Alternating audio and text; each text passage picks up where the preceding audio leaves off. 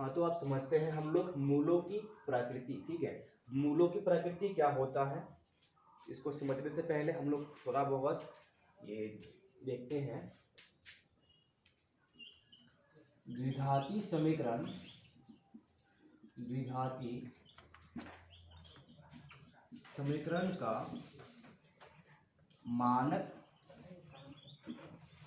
रूप। ठीक है, द्विघाती समीकरण का मानक रूप क्या होता है, ये हम लोग जानते हैं ऑलरेडी। ठीक है, ए एक्स का square plus B X plus C बराबर 0, ये होता है द्विघाती समीकरण का मानक रूप, यानी कि स्टैंडर्ड फॉर्म। ठीक है, तो उसके बाद अगर हम लोग देखेंगे यहाँ पे पूर्ण वर्ग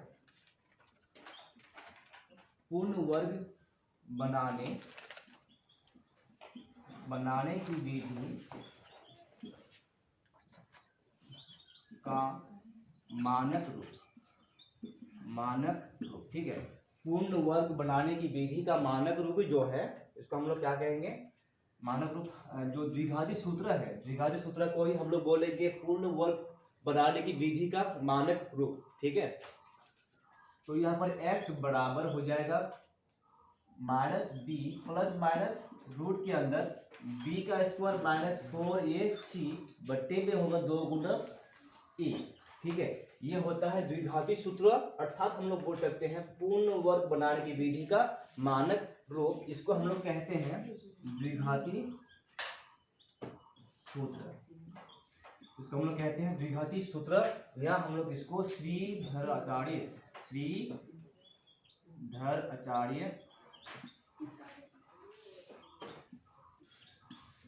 सूत्र भी कहते हैं। ठीक है, श्रीधर आचार्य सूत्र भी कहते हैं। और हम लोग अभी समझने वाले हैं कि मूलों की प्रकृति क्या होता है। मूलों की प्रकृति का मतलब है कि उसके बनावट कैसा होगा। ठीक है, और जिसको हम मूलों की प्रकृति जो है हम लोग याद करने का जो सूत्र है, मूलों की प्रकृति याद करने का सूत्र को हम लोग कहते हैं विविक्त कर। ठीक है, मूलों की प्रकृति पता करने वाला जो सूत्र है उसको कहते हैं विविक्त कर। इसको हम लोग इंग्लिश में कहते हैं डिस्क्रिमिनेशन, DISCRI, अभी डिस्क्रिमिनांट कहते हैं MINANT, डिस्क्रिमिनांट। ठीक है, और इसको हम लोग संक्षेप में डी भी लिखते हैं, संक्षेप में मतलब कि छोटा रूप में, शॉर्ट फॉर्म में डी भी लिखते हैं। तो विविक्त कर यानी कि डिस्क्रिमिनांट सूत्र से हम लोग पता कर सकते हैं कि मूलों की प्रकृति क्या होगा। ठीक है, यानी कि हम लोग ऐसे भी बोल सकते हैं, यहीं पे कर देते हैं,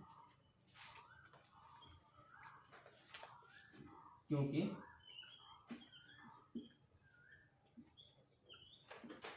तो विविध कर का सूत्र तो हम लोग लिख दिए कि जो मूलों की प्रकृति पता करता है उसको हम लोग विविध कर कहते हैं। लेकिन विविध कर का सूत्र है क्या, यहाँ जो देख रहे हैं ना हम लोग, बी स्क्वायर माइनस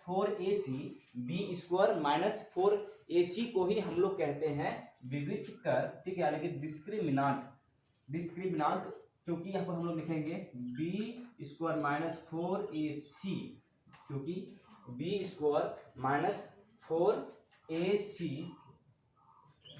द्विघात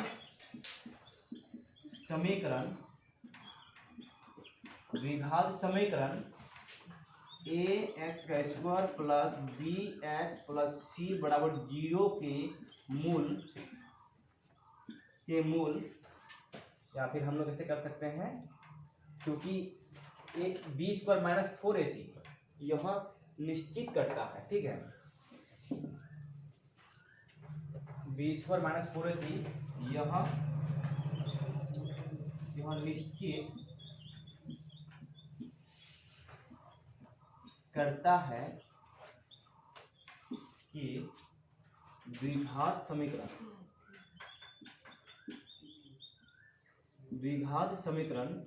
ए एक्स का square plus B X plus C बराबर 0 के मूल वास्तविक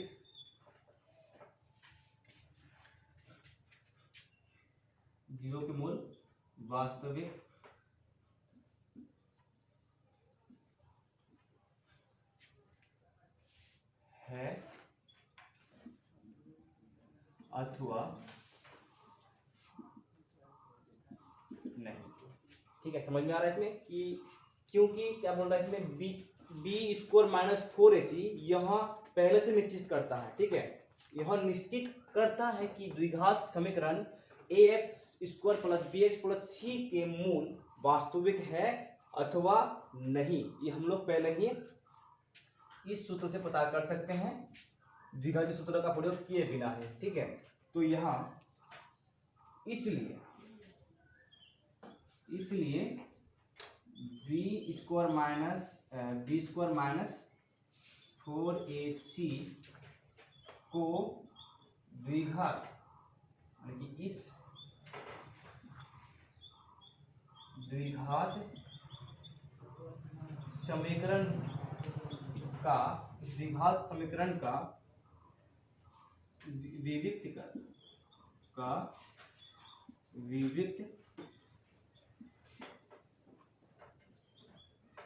विविक्तिकार यानी कि डिस्क्रिमिनांट DISCRIMINAN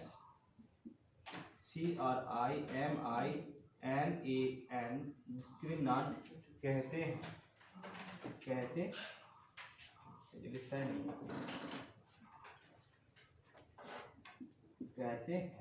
ठीक है, और इसे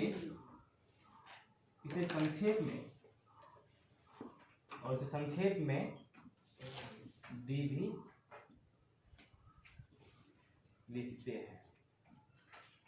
ठीक है, तो ये हो गया विविधता का सूत्र। अब कब क्या होगा, देखो कब हम लोग को अब ये भी जानना है कि कब वास्तविक मूल होगा और कब नहीं होगा। ठीक है, इसमें यही तो पता करना था कि ए square plus B plus C बराबर 0 के मूल जो है वास्तविक है अथवा नहीं। तो कब होगा और कब नहीं होगा हमें ये भी पता करना चाहिए, ये भी पता होना चाहिए। तो इसमें इसका 3 कंडीशन है।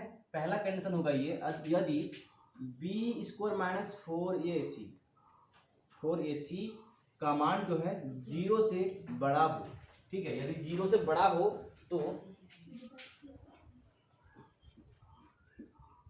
दो भिन्न वास्तविक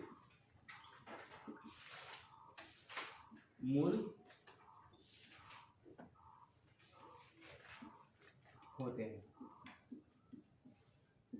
ठीक है, अब दूसरा कंडीशन ये है, यदि बी स्क्वायर माइनस 4ac जो है 0 के बराबर हो, यदि 0 के बराबर हो तब ये क्या होगा, दो बराबर वास्तविक मूल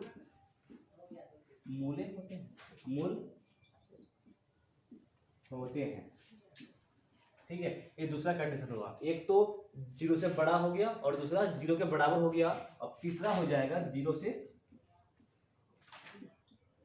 छोटा, यानी कि बी स्क्वायर माइनस 4ac का मान 0 से छोटा यदि हो तो कोई वास्तविक मूल ज्ञात नहीं होता है। ठीक है, कोई वास्तविक मूल ज्ञात नहीं होता है। सबसे पहले हम लोग देखें यहाँ पे द्विघाती समीकरण का मानक रूप इस तरह का होता है। पूर्ण वर्ग बनाने की विधि का जो मानक रूप है वो द्विघाती सूत्र है। ठीक है, द्विघाती सूत्र अर्थात कि श्रीधराचार्य सूत्र। और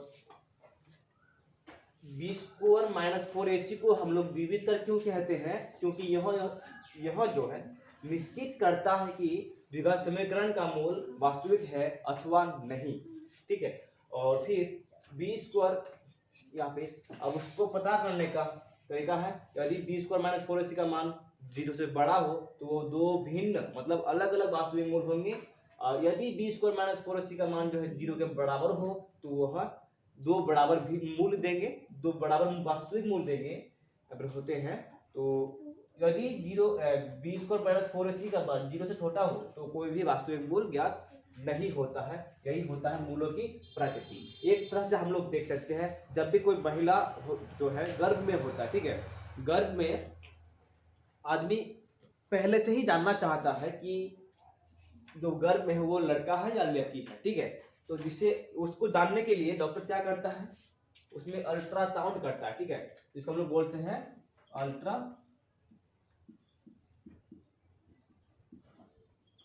अल्ट्रासाउंड कहते हैं। तो अल्ट्रासाउंड के माध्यम से गर्भ में लिंग की जानकारी पता करते हैं, मतलब लिंग में गर्भ में लड़का है या लड़की है उससे हम लोग पता कर सकते हैं। उसी तरह से यहाँ पर हम लोग विविध कर से समीकरण का मूल कैसा होगा, वास्तविक होगा या वास्तविक नहीं होगा, हम लोग मूल ज्ञात करने से पहले ही पता कर सकते हैं। जिस तरह से उसमें बच्चा पैदा होने से पहले ही पता कर सकते हैं गर्भ में लड़का है या लड़की, ठीक है। मतलब कि दोनों का गुण एक तरह से मिलता है, ठीक है। बस आज के लिए इतना ही।